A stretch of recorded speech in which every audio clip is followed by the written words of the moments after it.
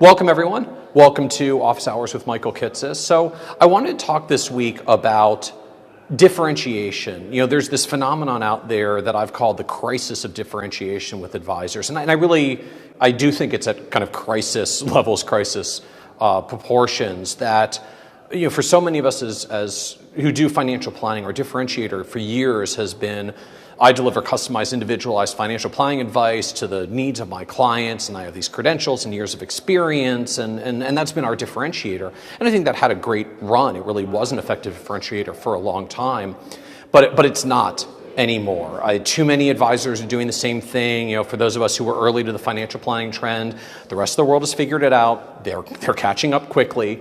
And it just doesn't differentiate the way that it did. And you know, if you go look at your website kind of objectively from the clients and then some of your peers, I think you're going to realize like we all basically say the same thing. I do customized, individualized personal financial planning to the needs of my clients, credentials, years of experience. We've been doing it for a long time.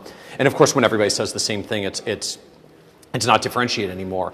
And the solution that I find most advisors have been suing for this, I have to admit, like, is the exact wrong one. What most of us do, if we're not getting enough clients coming in, we say, oh no, like, there's not enough new business flowing in. We got to cast the net wider so that we can bring in more people and get access to more prospect opportunities. And the problem is that actually makes the issue worse. It makes it more problematic. And I'll give you an example why. This is a true story of what I did at an event last year where we were invited to speak. So it was an event where we were going to talk about estate planning and retirement strategies for a fairly affluent audience that we'd been invited in to speak, us and two other firms that are both well-known RIAs in our area I have a lot of respect for. And so we sat down in the session together, and we were all going to be invited to talk about what we're doing. And so we kind of went down the line of introductions. So the first advisor, stood up with his microphone, said, we're from such and such firm. We've been in practice for over 20 years now. We all take financial planning very seriously. We do individualized, customized financial plans to our clients. Then we help them implement it with investment management. And we have all this expertise and years of experience and kind of that classic financial advisor pitch. Then the second advisor stood up and he said basically the same thing. We do customized, individualized financial plans for the needs of our clients, and then we help them implement it with investment management process. And we're a little bit different than the other firm because that firm is a little bit more passive and we're a little bit more active. And he distinguished a little bit about how their investment process was different than the other firm down the line, which of course was a little bit awkward because it was a session about retirement and estate planning. And then the microphone got passed to me. And so, the reality were our firm is a $1.8 billion RIA. We have a wide range of clients. We do lots of stuff for people. We help them with financial planning. We help them investment management. But I didn't want to be in the same undifferentiated bucket as everybody else. So I stood up and said, my name is Michael Kitces. I'm a partner and director of research for Pinnacle Advisory Group. Our focus is working with retirees, and we tend to work with retirees who are approaching retirement and moving into the retirement transition and need to deal with issues like the timing of Social Security, figuring out how much money, whether they've got enough money for their retirement, how to do the retirement transition, making a decision about the timing of Social Security, Roth conversions, coordinating the liquidation of the retirement accounts and brokerage accounts, and just trying to paint the picture of how we actually help clients go through retirement. Now, the audience in this room was a wide range of folks from probably their mid-40s until their early 70s. It was a fairly wide range of affluent folks. I know the reality, a lot of the ones in their 40s aren't going to retire for a long time. A lot of the ones in their 70s have already been retired, and so talking about like the timing of Social Security elections doesn't matter when you're already 72 years old because you've already started Social Security. But that was how I explained my services. Then we all did our session. We had our talking points about retirement and estate planning, and the reality was, I think everybody gave some pretty good answers because these were all good peers that I know. And then we got to the end of the event, and at the end of the event, 4 people came up. They were all in their late 50s or early 60s. Said, really interested in your services and what you do. I'm approaching the retirement transition. I'm realizing like I need help with some of the stuff that you talked about. Will you give me your business card so I can contact you more? And so I had 4 people come up and ask for my business card. The excellent firm to my right had 0 people come up and ask for the business card. And then the other excellent firm, 2 people down, had 0 people come up. And the dynamic that played out there is they made their explanation so broad to everyone in the room. There were probably 50 people in the room. They cast themselves so widely, they didn't connect with a single person in the room. They said, basically, I can do anything for any of you, and nobody really got excited about it. And then the next person said, I can do anything for any of you with an investment process that's a little bit different than the last guy, which no one really cared about because they were there to hear about retirement and estate. And I stood up and said, we work with this specific group of people who are within just a few years of retirement. Here are the specific problems that we help them with, and if those are the kinds of problems you have, we'd love to talk to you. I didn't say it that overtly at the end, but that was the message to it.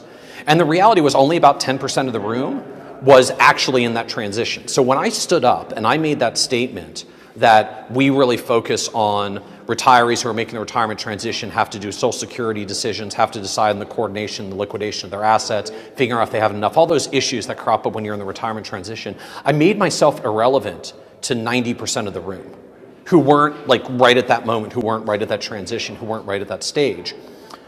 But I made myself so relevant to the other 10%, almost all of them came up and wanted to talk at the end.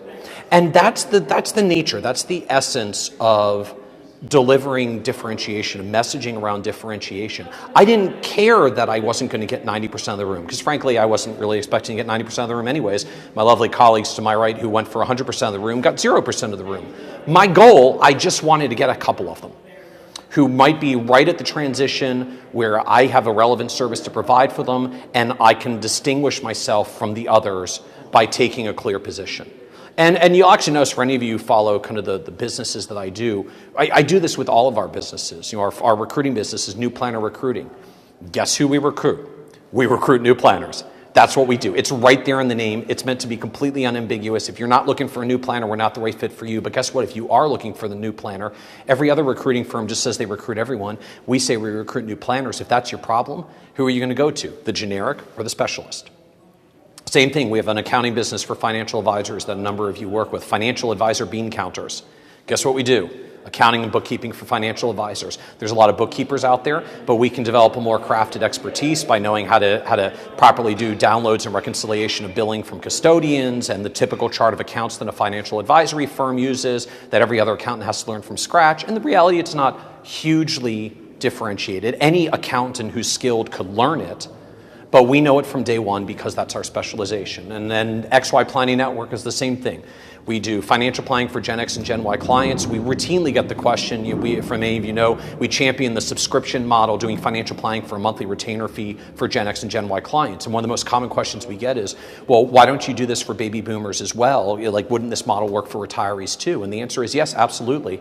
And any of you out there that want to make the Boomer Advisor Network and do monthly subscription fees for boomer retirees, you're welcome to do it. Go for it. But we know what our focus is. We know what our specialization is, which means if you hear anything about monthly retainers and you're thinking about working with young people, XY Planning Network is meant to be the go-to resource for you. And that's the nature of true differentiation. What it basically means that the key to success is not, hey, if I'm not getting enough growth, I need to stretch the net wider. The key to success is if you're stuck and you're not growing as much as you want, you need to bring the net in. You need to focus it tighter. I tell this analogy a lot, like if you imagine me holding a net, someday I'm going to get an actual net to show this. If you imagine me holding a net where I'm trying to catch a bunch of fish swimming at my net, and I'm not happy with how many fish I'm catching, if I take the net and I stretch it wider so I can try to capture more fish, the reality is I'm actually going to capture fewer fish because I'm going to stretch the net so wide, the holes will be huge, and all the fish are going to swim through. If I actually want to catch something, whether it's a fish or a prospect, I need to make the net tighter. You make the holes smaller, you won't hit as many fish, but any that hit your net, you're going to capture, you're going to be relevant for, you're going to connect with. And that's the point of differentiation, that we make it out to be harder than it actually is. Just approach every time you're prospecting and you're talking to potential clients as, I don't want all of you. My goal is to get 1 in 10. My goal is to get 1 in 100. For a lot of you that know the entire business of my blog, of my website, Nerd's Eye View, the mathematics, there are 150,000 people that come to this website every month. My goal is actually to get 0.01% of you. If 0.01% of you have a problem that I can solve with one of the businesses that I offer, I have a successful business. So it's premised on the fact that 99.99% of you will simply use this information for free and not need it. And that's okay, because I don't need everybody, nor could I serve all of you. We know what we do well. and we just want to make sure that we capture the people who are actually a good fit for the services that we provide, for the recruiting business, the accounting business, XY Planning Network, our advisory firm. All of the businesses are built on this basis of being clear and specific about who you want to reach. And that's really the key for you if you're trying to figure out how to get through this differentiation barrier. It's about being more specific. And I know for so many of us, we get wrapped up in this idea that if I get more specific, like all we can think about is the 90% of people we'll disqualify ourselves for by being more specific, and fail to realize the astronomical increase in how many people you're going to get when you are specific, because you make yourself so relevant to that target group. You make an instant connection with them, right? When I was giving my introduction at the beginning of this panel event, and I said that I was the specialist in retirees making the transition, I could see 2 or 3 heads going down and scribbling notes right when I said it. I actually saw one guy elbow his wife and point at me when I said it, because I could see the guy was in his early 60s. They clearly were doing the Social Security timing issue, and I said, we help people with the Social Security timing decision, and made an instant connection, and that was one of the people who came up and asked for my business card at the end. So it's about finding those connection points to the people you're trying to reach, and saying, not fearing what happens if I don't get 90% or 95% of the people. It's about what happens if I only talk to 5 or 10% of them, but I close half of them, or I close all of them. If you close 100% of 5% of the people you meet, for most of you, that would be an astronomically higher close rate and new client rate than what you're getting right now by trying to be everything to everyone and meeting tons of prospects that you don't do business with. So just recognize that distinction. And frankly, there's even a psychology aspect to it as well. When you tell people no, when you give them that kind of specificity, when you create an air of basically exclusivity around who you only work with, it actually makes people want it more. Fascinating book I'll recommend called Influence by Cialdini, Robert Cialdini, who's one of the kind of the leading researchers around influence and persuasion, has well documented this as well, that being clear about who you work with and sort of an exclusivity factor actually makes people want it more. Now, that doesn't mean I do it as a pitch to say, hey, I only exclusively work with so-and-so, and then when you say you really, really want it, then I capitulate and give it to you. It's about being so specific that when I actually say no to you, what you walk away with is, all right, I guess I can't work with that guy, but what you're forever going to remember is I said no to you because I only work with so-and-so, and if you ever meet one of those people, you're going to refer them to me. Because I've ingrained in your brain that this is the kind of person that I work with, and if you ever meet anybody that fits that, I become the natural referral flow. And that, again, is part of differentiation, and how differentiation actually drives referrals, right? When you say, hey, work with my advisor, he or she is great, no one gets excited about that. When you say, work with my advisor, he can help you with the Social Security decision you guys are going through right now because he worked with me and helped us with ours, and it was great, and he knew exactly what to do.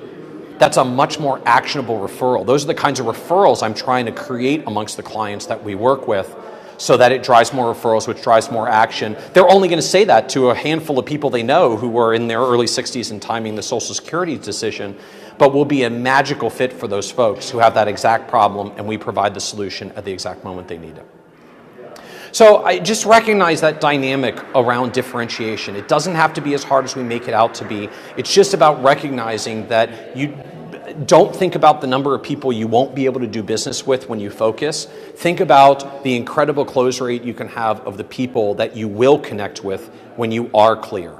Because we respond to those touch points, right? When I say I specialize in Social Security timing decisions and you're going through a Social Security timing decision, you say that's the person for me.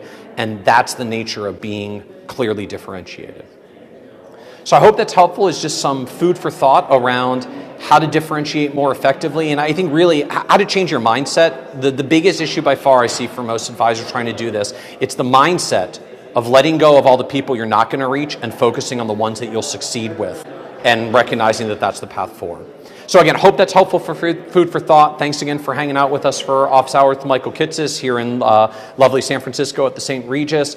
We try to do this every Tuesday, 1 p.m. East Coast time. Unfortunately, we were a little bit late today because I was actually on the podium speaking when I would normally do office hours. But again, hope this is helpful. Thanks everyone for joining us, and we'll see you next week. Take care.